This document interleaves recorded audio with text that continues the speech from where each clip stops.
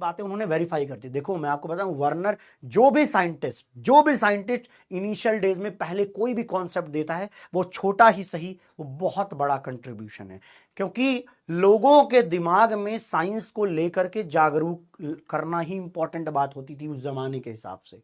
इन्होंने इतनी थियरी दे दी कि भैया इनकी स्टडी कर ली, उनके बारे में कुछ बता दिया, ये अपने आप में बहुत बड़ी बात होती।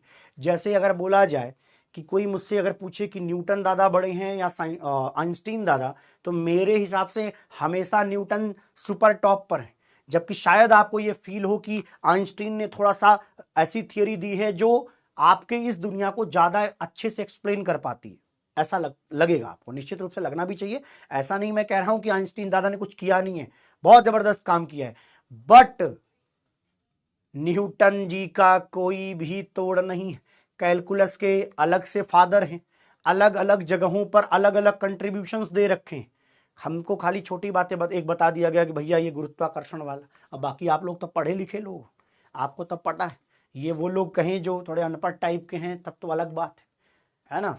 तो इसलिए न्यूटन दादा इज ऑलवेज ओजी, ये रियल बात है भाई। उस समय के दौरान साइंस को इतना डीपली जानना, मैथमेटिक्स में भाई इतना नहीं समझ में आएगा किसी का, भेजा काम नहीं करता भाई, समझ रहे हो